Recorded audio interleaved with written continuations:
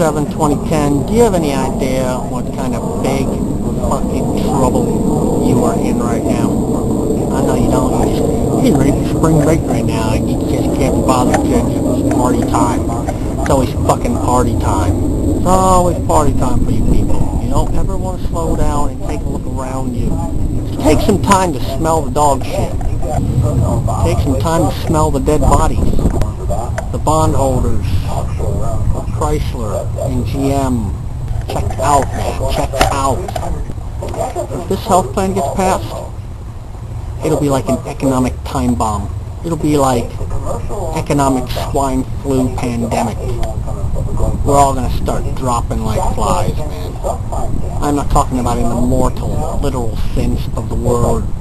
I'm talking about severe poverty, severe unrest due to the poverty, and because to the difference of opinion.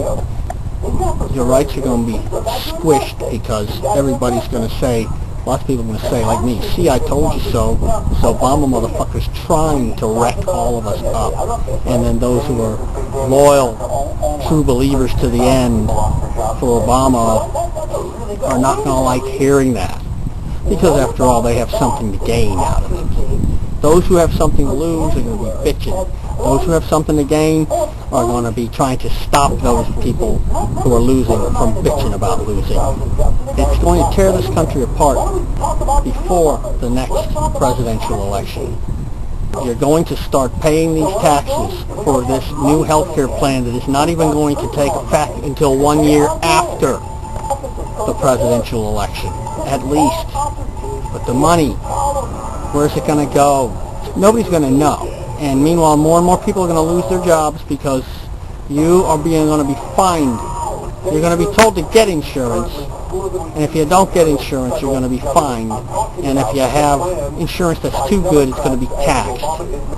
And your employer is going to stop having the insurance for you as part of your job benefit package because the government's going to tell him to pay a fine if they don't supply your employees with health insurance, and the employer is going to notice that that health insurance, not having it is less of a fine than paying for it, and all the worries that are associated with that. So everybody's going to start paying these fines.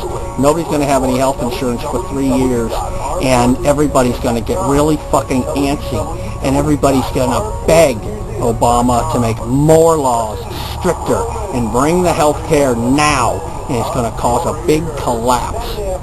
So many jobs are going to be lost because of this. It's going to create a whole giant government sector of jobs where everybody is working for the government in some capacity, from pushing a broom to carrying a gun to driving a truck to building whatever stupid shit the government needs to watch all over us and keep everybody safe from everybody else, and to keep Obama safe from everybody else, and to keep all of his friends safe from everybody else.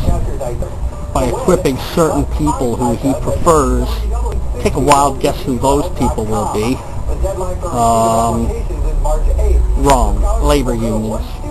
The purple shirts of SEIU are going to be to Obama what the Hitler's brown shirts were to him. The SEIU will be like the SA, which turned into the SS. As in the time 100 years ago or so during Woodrow Wilson's administration, World War I, the onset of it and the ending of it and the execution of it. Lots of people were thrown into jail in this country for political reasons.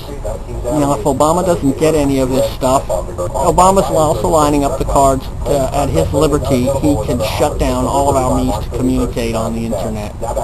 He's putting it all in place right now with his FCC director, Mark Lloyd.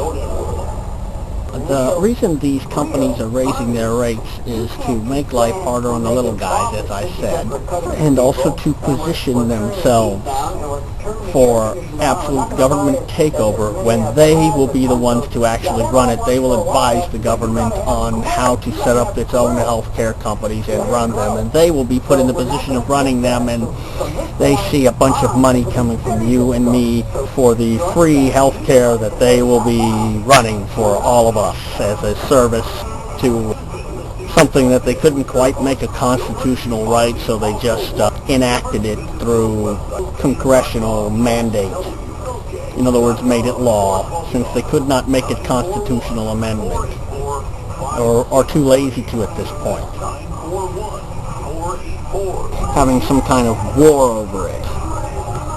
Okay, see, in the 1930s, during the Depression, companies like General Electric and the big farm companies, big drug manufacturers, and the big, like, Archer Daniel, Midland, the big makers of chemicals, DuPont, they got with the government and said, this is what it takes to run these kind of companies. And they set up the USDA for all. You set up inspection programs. You set standards, and only these big companies could adhere to the standards. And the smaller Sam, your local butcher on the corner, slaughtering chickens in the backyard. Now that started to be considered unsanitary. It had to be done in some factory and by people with paper suits on and rubber gloves and boiling, scalding hot water and, all that crap. And the small guys could not afford to keep up with that, and so the big guys took over and squeezed them all out, and history was made. And this is what is going to happen again in this regard, the healthcare sector. Thank you.